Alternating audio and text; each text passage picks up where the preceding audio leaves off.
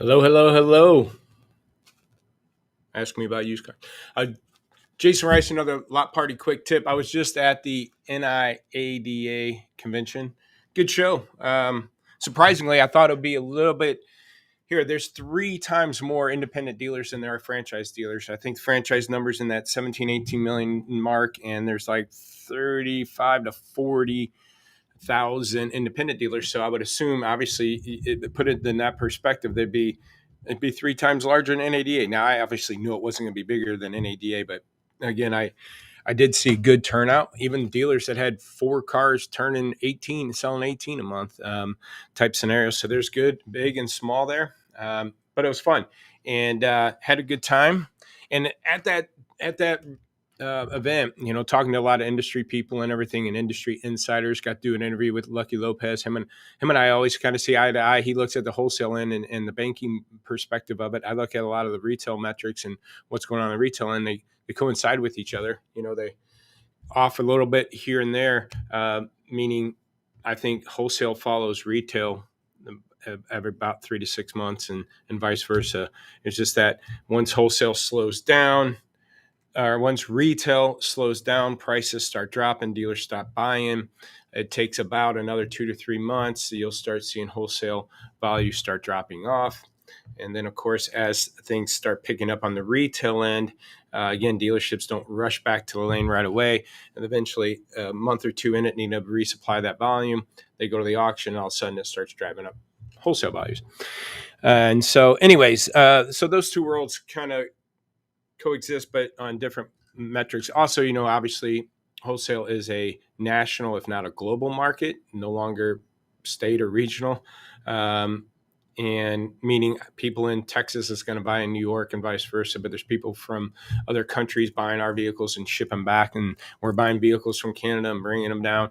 But retail's definitely local, if not regional at best, other than some onesie twosie cars that you can sell off nationally that are hot items.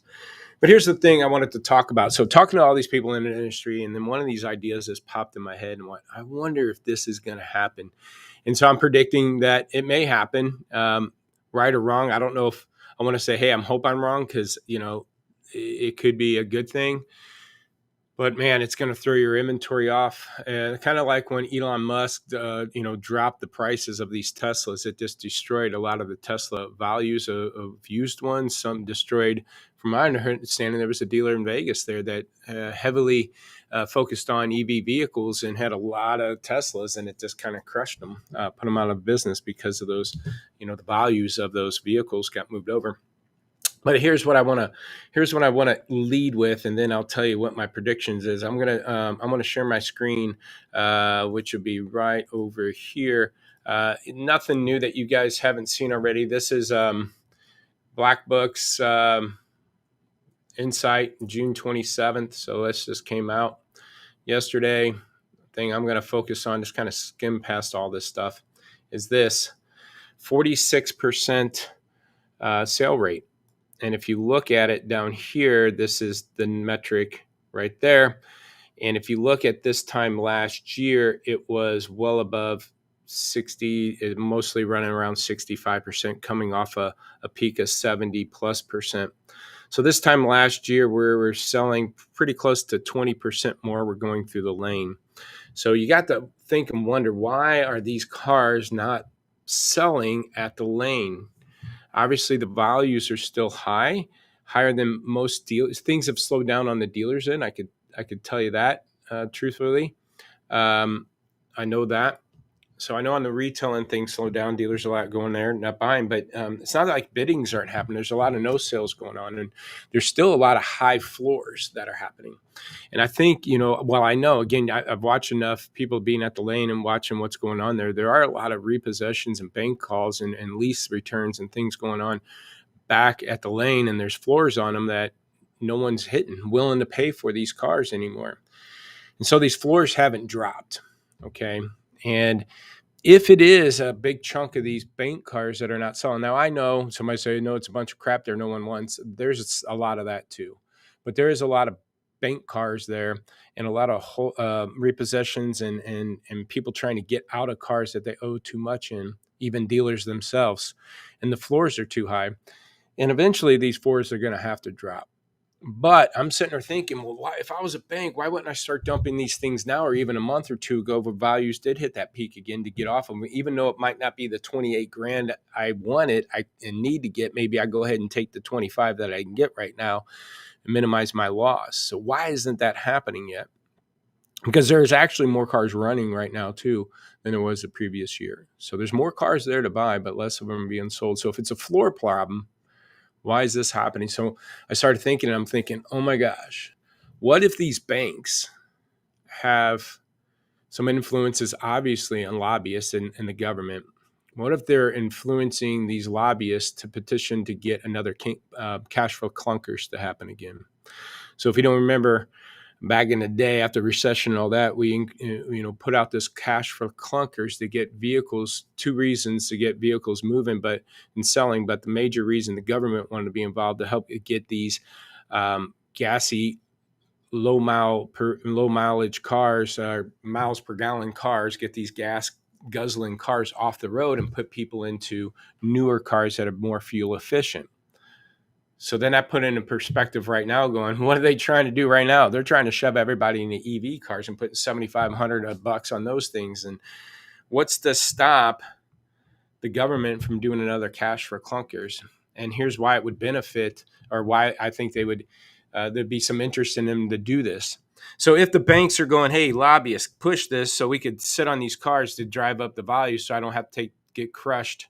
And a lot of banks will be in big financial trouble if they have to, clean the slate with all these cars and take these hits, write them down. But even if they could wholesale them at the lane, there has to be enough people to buy them. And right now, again, dealers are a little bit slow on the retail end. Benefits would be twofold. Obviously, there's double the amount of new cars sitting out there. And needless to say, I know there's Hondas and Toyotas and stuff that still are very slim in inventory, but there's a lot of Fords. There's a lot of Chrysler, Dodge, Jeep, Rams. There's a lot of manufacturers that do have a lot of inventory out there. And the average, so that's one. Let's get these things moving, because the manufacturers don't want to have to go to big rebates. It'd be a benefit for manufacturers. They don't want to have to go back to huge rebates to get people out of cars. Second would be interest rates, right? Interest rates are high. The government can throw out a $5,000 cash for clunkers type of scenario that can help offset the higher interest rates to get people back into the car market. But a bigger interest is to the government would be getting the average age of car on the road now is 12, 13 years. And so again, these are older cars that take a lot more maintenance, and fuel efficiency isn't in line. Technology is not in line. And so if they can get customers out of those cars back into more fuel efficient cars, maybe not the EVs because they won't be available at that scale, but at least you can get somebody out of a car going 18 miles per gallon into a car doing 25 miles per gallon. So my prediction is, and it can totally throw off the used car market for good or bad, right? It could be bad because there's a lot of new cars being sold and used cars are sitting, and customers are paying attention to new cars and not allowing. That also might get the attention of somebody that, even though they don't have a car, a clunker, they might go ahead and trade it in if there's maybe additional incentives for people that maybe don't have a clunker, a car worth more than $5,000. Maybe there's $1,000 or something, that incentive. So there'll be some incentives maybe to even get a lot of people out of these cars to offset higher interest rates, get the new car inventory moving, get the old cars off the road. And then it's an incentive for the banks because, again, if we're taking a lot of these cheaper cars out of the market, it drives up the values of some of these other cars and stabilizes that used car trading values. I know it's a crazy prediction. Here's another reason why. What is next year? It's an election year. So they might use this politically to have political gain into, the election year, saying, hey, look what we've done. Look what we've done to the economy. Look what we've done to the auto industry, and help bail them out type scenario, and help keep cleaner cars scenario. So politically, it can help them probably, maybe. Sometimes taxi people are upset about that. Does incentivize, dealerships for, all this stuff that's been going on anyways.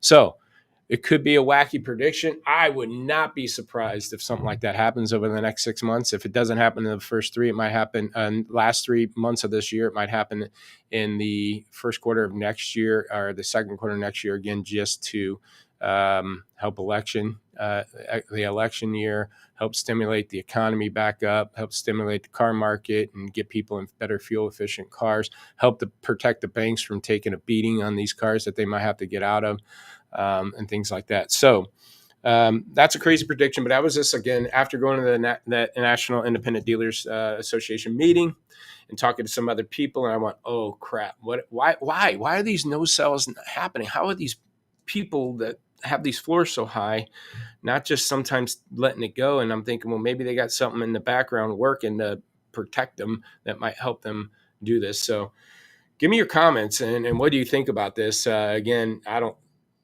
think of me or whatever you think if that's a crazy idea and I'm stupid to think that way and this would happen and that would happen and this, put it in the comments. Let's have that discussion. It'll be fun.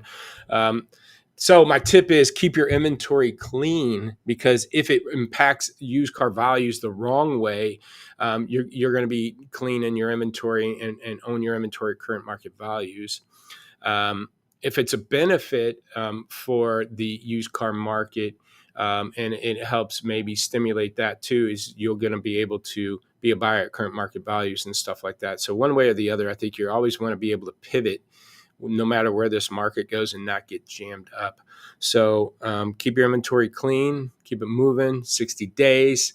Manage your leads, okay? Making sure all the leads are being followed up, not based on the age of lead, but situations on your lot. If you're heavy in trucks, increase contact ratios in trucks, regardless of the age of the lead. Those are things that we can help you out at LotPop with our Lot Walk tool. If you're interested, hit me up, lotpop.com or lotwalk.com now, if you want to kind of get a demo and see what we can do to help you there. Hope this is helpful. Have a great 4th of July, Independence Day, Independence Weekend. If I don't